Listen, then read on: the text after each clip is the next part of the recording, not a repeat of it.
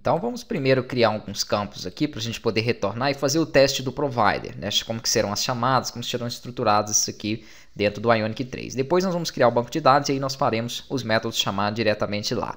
Primeira coisa aqui, crio então a variável, vamos chamar ela de list ou lista, o que vocês quiserem, de qualquer tipo, e vai simplesmente guardar valores. Então vamos colocar aqui os colchetes porque ela será do tipo array. Tendo feito isso, vamos dentro do getList e vamos falar o seguinte: this.list vai receber alguns valores em lista que eu vou estar passando aqui. Como essa função é uma função de retorno, vou retornar para ela o próprio objeto, que é o objeto list. Aqui nesse caso ele está dando esse problema porque o objeto está vazio, ele não tem na verdade nenhuma informação aqui ainda. Aqui nós temos que passar o this também, mesmo assim não vai dar erro. Aí ok. Perfeito. Vamos aqui fazer o seguinte, a lista vai receber então 3 informações. Nós passamos sempre dentro de colchetes, de chaves, perdão, e separamos por vírgula. Vamos criar um campo como se fosse um campo da tabela, já nós falaremos de tabela, do banco de dados e de outras informações. E eu vou colocar aqui, por exemplo, os gastos que eu tive com alimentação, os gastos que eu tive com lazer e os gastos que eu tive, por exemplo, com serviço. Ok. Pronto, são só 3 tipos aqui para a gente poder chamar. E como que eu faço para ele mostrar essa lista dentro da minha página? Agora vamos fazer a comunicação da seguinte forma.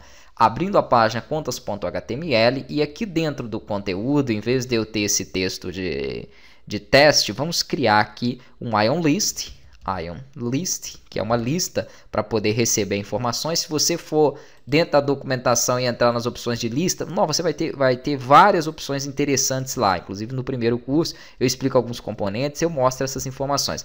Vamos utilizar um IonList Sliding.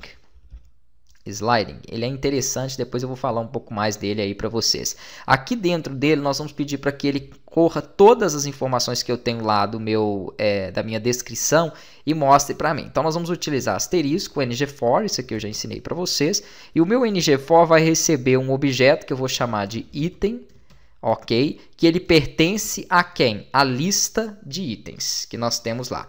Vamos colocar um nome para esse objeto como se fosse...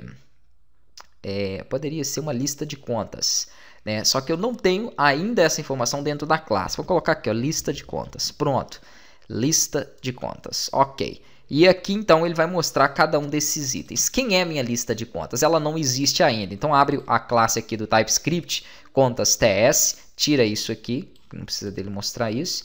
E aqui dentro vamos criar, né, dentro do construtor, mais 2 objetos. Nós temos o nav. Temos aqui o navParams, né? Eu vou deixar, mas depois a gente vai limpar um pouco isso aqui. Coloca uma vírgula e coloca aqui public, ou pode ser privado também, porque nesse caso eu vou estar chamando somente da mesma classe.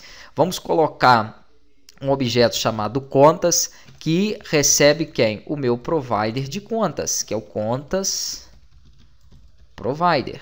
Beleza, ele acessa o contas provider, vírgula. Vamos fazer um outro aqui, vai ser o lista contas, que recebe quem? O contas.getList, que foi o objeto que nós temos aqui acima, que trabalha com essa lista. Vamos aqui acessar ele, nosso provider. Eu vou dar um Ctrl menos só para mostrar mais opções aqui acima. Também não está aberto, né? Vamos aqui para ele, então. Contas.ts é o getList. Ok, só que ele não está permitindo eu chamar ele dessa forma aqui. Então vamos ter que fazer um outro tipo de chamada para ele.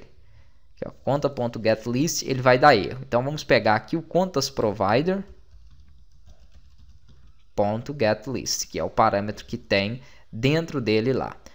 Ainda assim, se ele não permitir, nós podemos fazer essa chamada depois de forma interna. Então vou fazer o seguinte, não vou deixar ela dentro do construtor, porque ainda aqui ele está instanciando esse meu objeto contas, então ele não consegue de fato, né, executar ele aqui para mim. Então posso criar essa chamada de forma externa para que ele consiga acessar esse meu getList aqui, para que ele entenda que eu vou estar chamando para o lista de contas uma função, né, e não simplesmente declarando um valor aqui acima. Vou fazer isso aqui então na próxima aula e aí então nós chamaremos dentro aqui da página de contas esse objeto para poder fazer a listagem de cada um dos dados.